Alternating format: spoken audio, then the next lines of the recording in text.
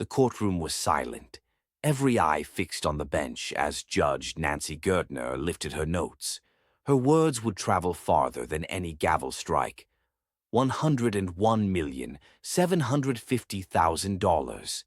For a moment, no one breathed. Two men in the front row lowered their heads. Two empty seats behind them held framed photographs, faces of the men who never made it out alive. But this story did not begin in that courtroom. It began 40 years earlier in the narrow streets of Boston, under the cold glare of a single streetlight where loyalty could save your life or end it. A man named Edward Deegan was shot dead in an alley one March night in 1965. Before dawn, rumors swirled, names whispered in bars and precinct halls. The city was told the killers had been caught. The public believed justice had spoken. Only it hadn't. Four men, Peter Limone, Joseph Salvati, Henry Tameleo, and Louis Greco, were convicted of a crime they did not commit. Two of them would die in prison. Two would live to hear that judgment you just heard. So how does a lie last for 30 years? How can evidence vanish while truth sits in a file drawer marked confidential? And what kind of system protects the guilty to destroy the innocent? As the courtroom emptied that July morning in 2007, the echoes of those questions lingered in the marble walls. No one could ignore them anymore. 4 lives stolen, 4 families shattered, and 100 million reasons to ask. How many others were buried beneath the silence? This is True Crime Wound. Real stories, real pain, real justice denied. Tonight's story is not about guilt or innocence alone. It is about silence. The kind that seeps into government files, the kind that turns mistakes into decades of misery. 4 men, Peter Limone, Joseph Salvati, Henry Tameleo, Louis Greco. Their names would one day stand as proof that truth can be buried and still breathe beneath the dirt. In 1965, a small-time gangster named Edward "Teddy" Deegan was gunned down in an alley north of Boston. Within months, police and prosecutors announced they had cracked the case. 6 men were charged. 4 would spend most of their lives behind bars. 2 would never come out alive. But from the very first day, something was wrong. Files missing, witnesses changing stories, and somewhere inside the Boston office of the FBI, agents already knew the real killers were walking free. This is the account of how a system built on informants and secrecy turned ordinary men into scapegoats, and how it took more than 30 years for the truth to claw its way to daylight. Stay with us, because what begins as a simple murder will expose the cracks in an entire institution. And by the end of this story, you may find yourself asking the same question the families asked for decades. If justice can be twisted once, what's to stop it from happening again? You're watching True Crime Wound, where the truth bleeds through. Boston, Massachusetts, early 1960s, a city alive with ambition and haunted by its own darkness. The streets of the North End echoed with the rhythm of old Italian voices, corner stores, family gatherings, and whispers that never made it into print. Behind closed doors, the mob ran the show. Money changed hands faster than justice ever could. And loyalty, it wasn't just a choice. It was survival. This was the age of informants, of secret deals made in smoke-filled rooms, where trust was a currency few could afford. The Patriarcha crime family ruled New England's underworld, a network of soldiers, bookmakers, and hustlers, each playing their part in a game that no one truly won. The FBI called it progress, their new weapon in the war against organized crime, the top echelon informant program. Agents built cozy relationships with criminals, turning killers into allies and blurring the line between justice and corruption. But in that gray area, where lawmen shook hands with mobsters, innocence became expendable. In the midst of that chaos lived 4 men, ordinary by every measure. Flawed, yes, but human. Peter Limone, a husband, a father, a businessman from Boston's North End. He ran a local gambling operation, small, quiet, nothing unusual for the neighborhood. He wasn't a saint, but he wasn't a killer. He was a man who loved his family, who spent evenings at home and dreamed of providing his children a better life than his own. Joseph Salvati, a working-class man, soft-spoken and loyal. He had no real connection to organized crime, but like many in Boston, he knew the people who did. He worked odd jobs, kept to himself, and when the Deegan murder made headlines, he barely paid attention. How could he imagine it would one day destroy his life? Henry Tameleo, older, dignified, well-respected among the Italian-American community. He'd been around long enough to see the city change, to understand both sides of the law. To some, he was connected. To others, just a man trying to survive in a world that watched his every move. And then, Louis Greco, a decorated World War II veteran who had served his country with pride. He was living in Florida at the time of the murder, hundreds of miles away, celebrating a friend's wedding. His life was built on service, discipline, and faith. If justice had eyes, he never would have been accused of anything at all. Now, picture these men in that world. Boston, 1965. A city split between loyalty and fear. FBI agents chasing headlines, mobsters chasing survival, and ordinary men trapped somewhere in between. Barboza and Flemmi, the enforcers turned informants, moved through that world like predators cloaked in protection. Barboza, wild and unpredictable, a man who would rather pull a trigger than shake a hand. And Flemmi, cold, methodical, the kind who killed without blinking. Both were working with the FBI, feeding them names, building trust, while still bathing the streets in blood. In that tangled web of deals and deception, truth became a luxury. Files were sealed, evidence was lost, and the Bureau's informants became untouchable. Imagine living in a place where the people sworn to protect you were the same ones protecting killers, where a man's life could be rewritten with a single report, a single conversation, a single lie. That was Boston in the 1960s, a city on edge, its skyline growing, its alleys shrinking with fear. The FBI wanted results. The mob wanted silence. And between them stood four men who had no idea that their names were about to be dragged into history's darkest chapter. What if they had known? What if someone had told them the truth? That their lives were about to be shattered by people they'd never even met? Would they have run? Would they have fought? Or would they, like most of us, have believed that justice could never turn against the innocent? We'll never know. What we do know is that their world was fragile. One bad witness, one false statement, one corrupt decision, and the rest would unravel like a thread pulled from the fabric of truth.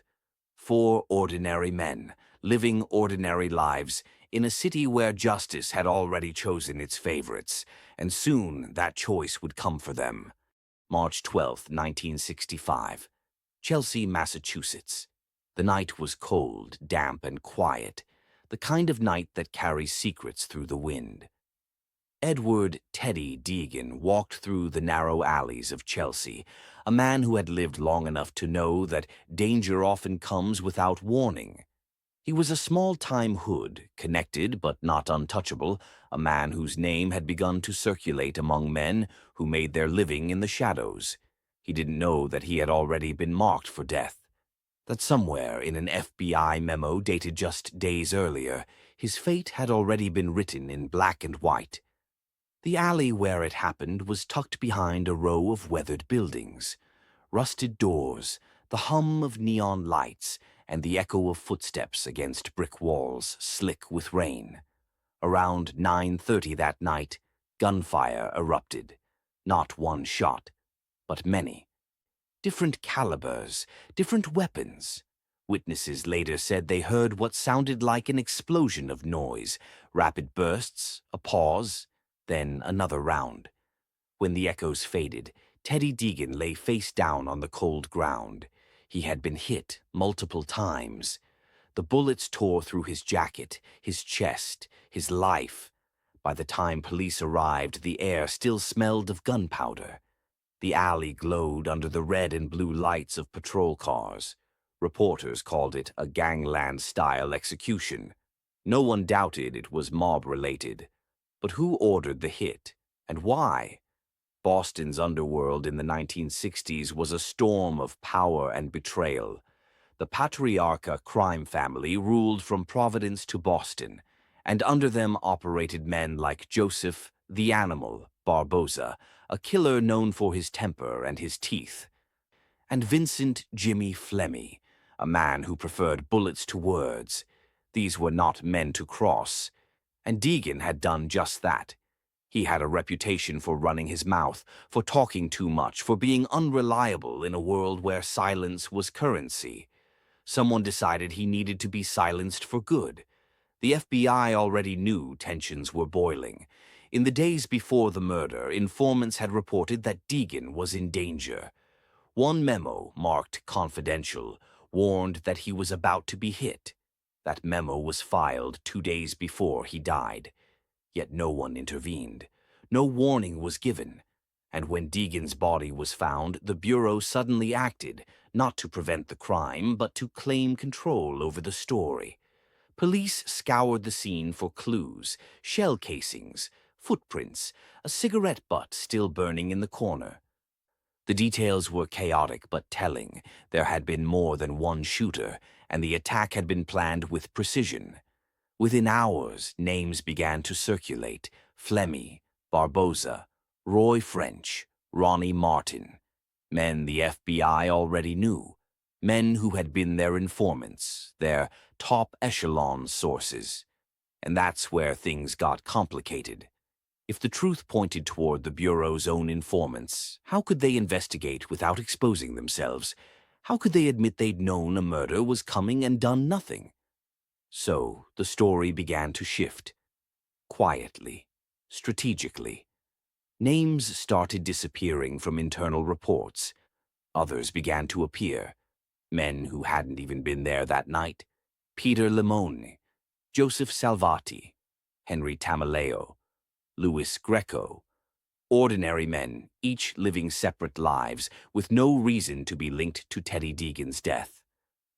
And yet, their names would soon define one of the greatest miscarriages of justice in U.S. history. Limone was a family man, a neighborhood figure who ran small operations but never drew major attention.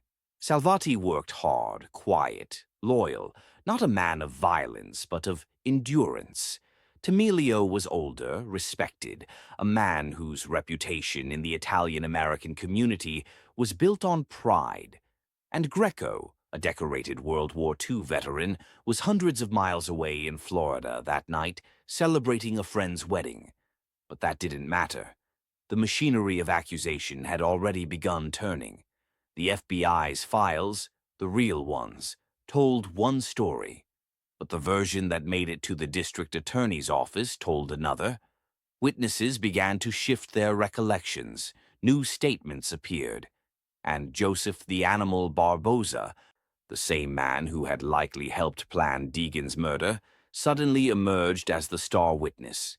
He told investigators that Limone, Tameleo, Greco, and Salvati were behind the killing, that they had conspired to execute Deegan over mob tensions. And the Bureau accepted it, without question. But let's pause for a moment. Imagine this. You're at home with your family, dinner on the table, your children laughing, the night calm and quiet. Then there's a knock on the door. Officers rush in. They handcuff you in front of your wife and kids. You're told you're being arrested for murder. A murder you've never heard of. A man you barely knew. You try to speak, but no one listens. You're no longer a person. You're a headline, a statistic, a story someone else already wrote. Back in Boston, the press went wild. 6 men indicted. The FBI hailed for cracking a major mob hit. Barbosa's name dominated the coverage, the killer-turned-witness who brought justice to the streets. But in reality, justice had just been murdered a second time. Because buried deep in FBI files, there was proof that Barbosa's story was impossible. Proof that agents knew who the real shooters were. They knew Flemmi and Barbosa had orchestrated the killing. They knew the men they were sending to trial were innocent. And yet, the Bureau stayed silent. What kind of institution protects killers to protect its image? What kind of justice system allows lies to replace truth? In the shadows of that Chelsea alley, Teddy Deegan lost his life. But in the years that followed, 4 more men would lose theirs, not by bullets, but by the slow, suffocating weight of wrongful conviction. And as the courtroom lights would soon reveal, this was never about justice at all. It was about power, control, and the price of silence. The investigation into the murder of Edward Teddy Deegan began with urgency and a sense of certainty that would soon prove to be false. Chelsea, Massachusetts, March 1965, a cold alleyway, a body riddled with bullets.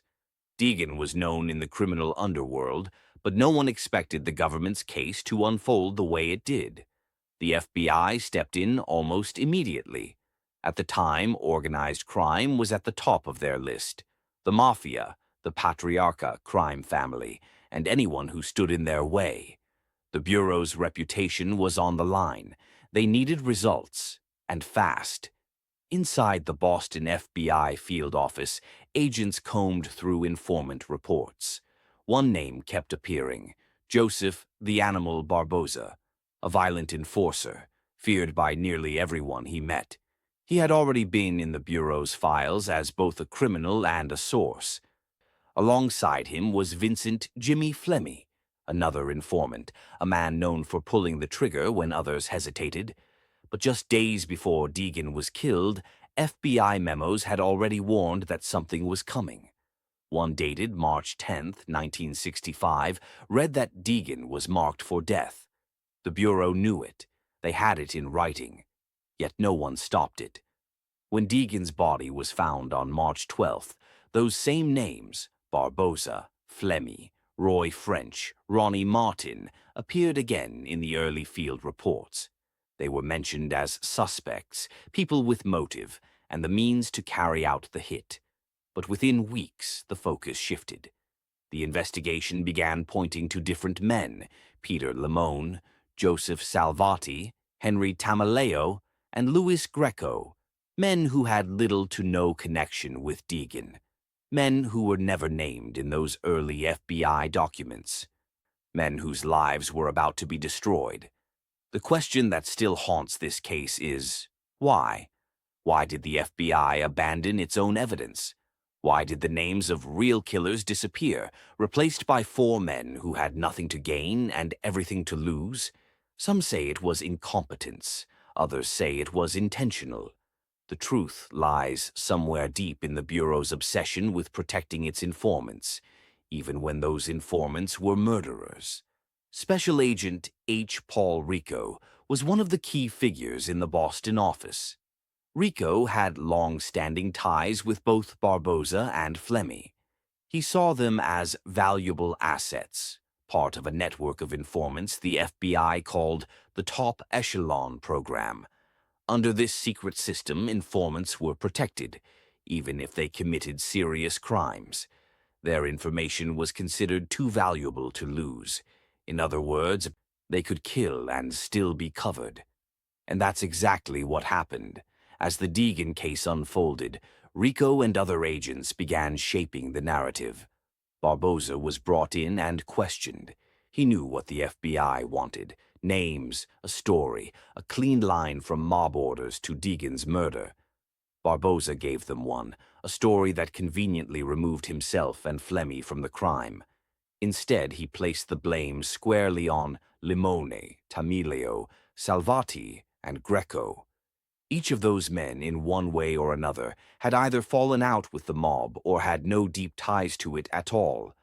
They were safe targets, disposable in the grand scheme of things, And for the FBI, they made the perfect scapegoats. The Bureau began feeding state prosecutors selective information, crucial memos, the ones that named Flemmi and Barboza as suspects, were quietly filed away. The narrative was polished, ready to be presented in court. To the outside world, it looked like an airtight investigation. Inside the Bureau, it was a cover-up. The arrests came swiftly. Agents stormed homes in the dead of night, dragging men from their beds in front of their wives and children. Reporters followed, cameras flashing, capturing the spectacle of what looked like justice served. But for the accused, it was the beginning of a nightmare. They were questioned for hours, pressed to confess to a crime they didn't commit. Each insisted on their innocence. Each demanded to know why they were even being accused. The agents offered no real answers, only silence. Behind closed doors, the FBI and prosecutors celebrated progress. They had their suspects, their witness, and their story. It didn't matter that the pieces didn't fit. The headlines would write themselves, but in reality it was a script built on manipulation. The testimony they would soon rely on was rehearsed, coached, and paid for with freedom. Barboza's role grew larger. He became the centerpiece of the case, the man whose lies would send 4 innocent men to prison for decades. And all the while, the Bureau's own files sat in steel drawers, carrying the truth they refused to reveal. Think about it. An entire federal agency sworn to uphold justice, choosing to protect killers while innocent men were prepared for trial. What kind of person makes that choice? What kind of agent looks at evidence of innocence and decides to bury it? Was it ambition? Was it fear? Or was it something darker, a belief that the system mattered more than the truth? By the end of 1966, the investigation had done its damage. The public believed the case was solved. The FBI looked like heroes, and 4 innocent men were branded as murderers in a crime the government already knew they didn't commit. It was a betrayal of justice, quietly signed, sealed, and stamped confidential. And when the trials began the following year, the stage was already set. The verdict was only a matter of time. The year was 1967. Boston's courtrooms were full, the air heavy with whispers of mob wars, corruption, and revenge. And at the center of it all, 6 men stood accused of the murder of Edward "Teddy" Deegan, Peter Limone, Henry Tameleo, Louis Greco, Joseph Salvati, and 2 others, Ronald Casesso and Roy French. The state said they were cold-blooded killers. The FBI called them dangerous men. But the truth was much more complicated. The trial opened to packed benches and flashing cameras. Reporters filled the aisles, families clutched hands, and the defendants sat quietly, men who already looked defeated by a system too powerful to challenge. At the heart of the prosecution's case stood one man, Joseph the Animal Barboza. Barboza was a name that carried fear in the streets of Boston, a mob enforcer turned government witness. He spoke with confidence, as if the weight of his words alone could rewrite history. Barboza told the jury that Limone, Salvati, Greco, and Tameleo had plotted and carried out Deegan's murder. He described in vivid detail how the men supposedly ambushed Deegan in an alley in Chelsea, how they planned the hit as revenge, and how each one had a role in the killing. It was a story fit for headlines, and that's exactly what it became. But there was something the jury never knew, something the FBI already had in its own files. Memos written before and after the murder named different men, Vincent "Jimmy" Flemmi, Barboza himself, and others deeply tied to the mob world. The evidence inside those reports didn't just contradict Barboza's version, it destroyed it. Yet none of that was shared with the defense. The prosecutors never saw those documents, the jurors never heard those names. and the men sitting in that courtroom had no idea that the evidence proving their innocence was locked away in federal files, marked top echelon informants. Barboza was rewarded for his cooperation. He received promises of protection, a reduced sentence, and the favor of FBI agents eager to show results in the fight against organized crime. To them, he was the key to breaking the mob. A man worth believing, even if his words were built on lies. As the weeks of testimony rolled on, the defense tried to poke holes in Barboza's story. They questioned inconsistencies, timelines that didn't add up, and witnesses who couldn't place the accused at the scene. But the state had momentum, and the image of Barboza as the fearless insider who had finally flipped on the mob was too powerful for truth to stop. When the verdict day came, the courtroom was silent. Guilty. The word echoed again and again, for Limone, for Tameleo, for Greco, for Salvati. The judge's gavel fell like a hammer of finality. Some were sentenced to life, others to death. Families gasped, mothers wept. Children watched their fathers led away in handcuffs, their lives collapsing in a single afternoon. Peter Limone stared forward, his face calm but empty, a man processing not anger but disbelief. Joseph Salvati's wife broke down in the gallery, pleading, "This isn't true. He didn't do this." But the system had spoken, and in that moment, the truth didn't matter anymore. The headlines came fast. "Mob killers convicted. Boston cleans house." The public applauded. Justice, they believed, had been served. No one questioned the fact that the government's star witness was a convicted murderer. No one asked why the FBI was silent about its own informant's involvement. And no one knew that behind the verdict was a paper trail proving the government had traded 4 innocent men's lives for the protection of its criminal allies. In the months that followed, appeals were filed and denied.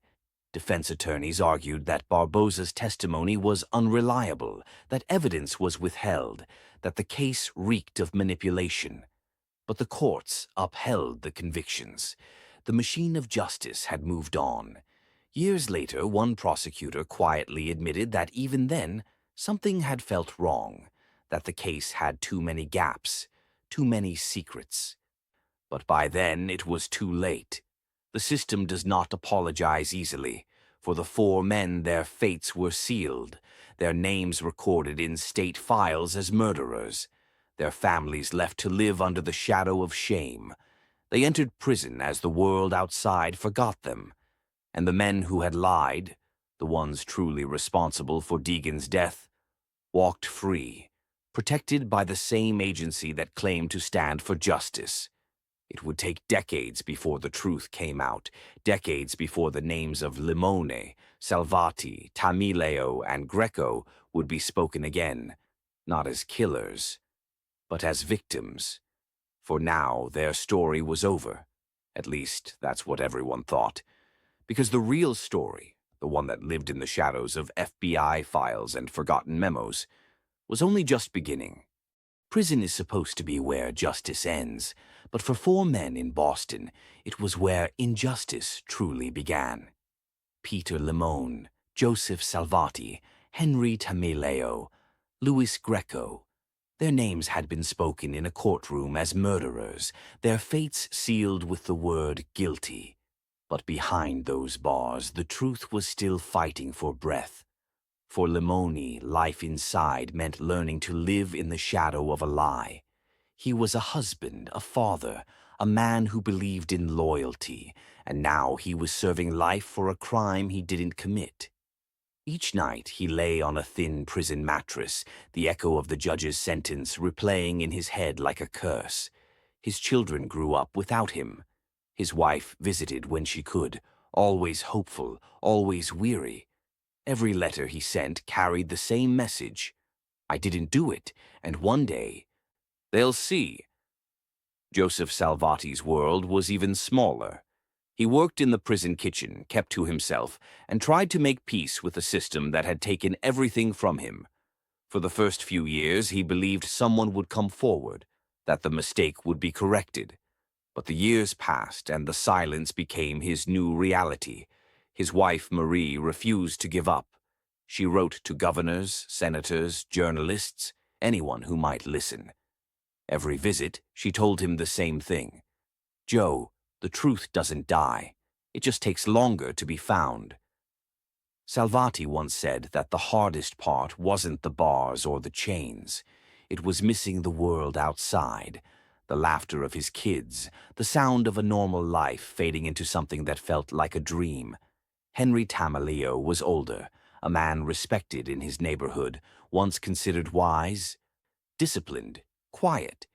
In prison, age became another punishment. He struggled with failing health, his dignity eroded by years of confinement. But even as his strength faded, his certainty never did. He maintained his innocence with the calm of a man who knew he was right, even when the world had forgotten him. He would never live to see freedom again. Tameleo died in 1985, still branded a killer, still waiting for the truth to reach him. Louis Greco's story was perhaps the most heartbreaking of all. A decorated World War II veteran, a man who had once fought for freedom, now dying behind bars, stripped of the very rights he'd risked his life to defend. He wasn't even in Boston the night of the murder. He was in Florida, miles away from the crime scene. And yet, his alibi was ignored. Greco's wife wrote desperate letters pleading for a new trial. She reminded the courts that her husband was a veteran, that he'd served his country honorably. But to the system, he was just another name on a docket, another case already closed. Greco died in 1995, an innocent man in a prison cell, never hearing the words, "You were right."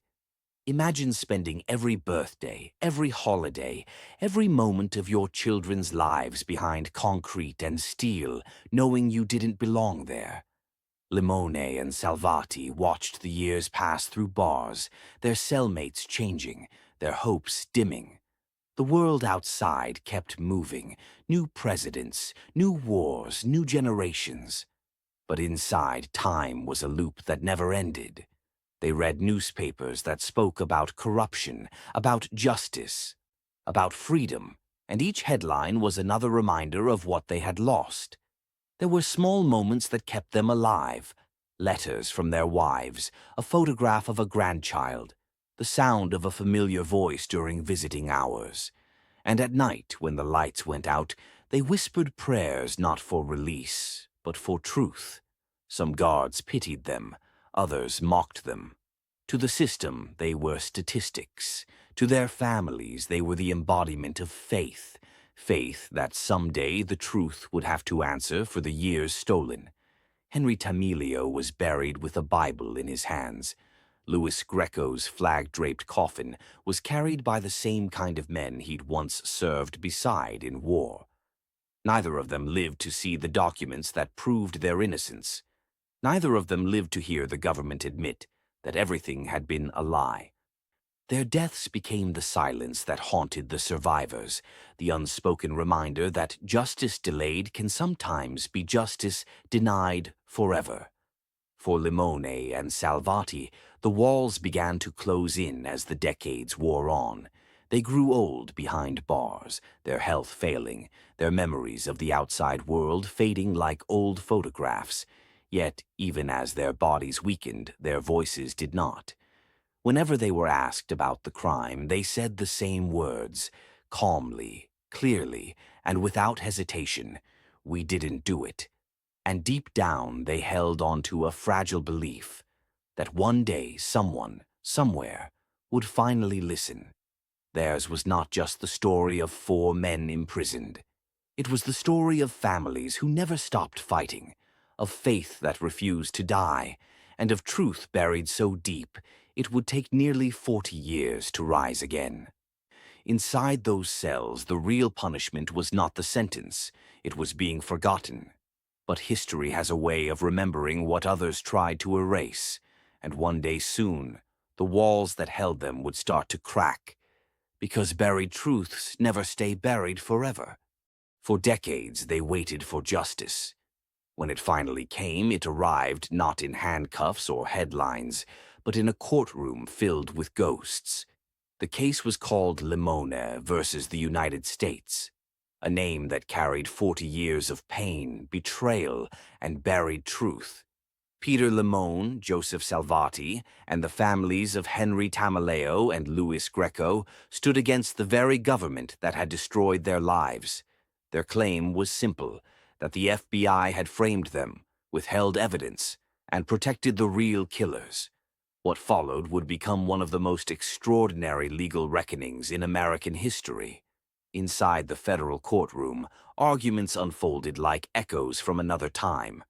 Government lawyers insisted they bore no responsibility, that the FBI had acted within its authority, that the passage of time had blurred the lines of accountability. But the evidence said otherwise. Decades-old memos revealed a chilling truth, that agents had known even before the murder who planned it, that they had hidden those names to protect their prized informants, and that 4 innocent men had paid for that secrecy with their lives. Judge Nancy Gertner listened for weeks, page after page, witness after witness, until the pattern became undeniable. The government's defense, she said, was absurd. She wrote that no lost liberty is dispensable, and on that summer day in 2007, she delivered her judgment. The United States government was ordered to pay $101 million, the largest wrongful conviction award in American history. The courtroom fell silent. No cheers, no celebration. Just the sound of quiet relief and the weight of decades lifting, if only for a moment. For Joseph Salvati, the decision meant vindication, a confirmation that his suffering had not been forgotten. For Peter Limone, it was proof that the truth had finally pierced through the lies. And for the families of Greco and Tameleo, it was justice too late, a victory that could not bring back the years their loved ones had lost, nor erase the coldness of their final days behind bars. The judgment wasn't just about money. It was a moral reckoning, a declaration that the government cannot hide behind its badges, that power has a cost when it betrays the innocent. As Judge Gertner wrote, it took the FBI 30 years to uncover the truth. It took the justice system another decade to face it. But truth, however late, still matters. For the survivors, the check was not a prize. It was an apology written in numbers. And even then, no sum could equal the cost of 4 lives lost to silence.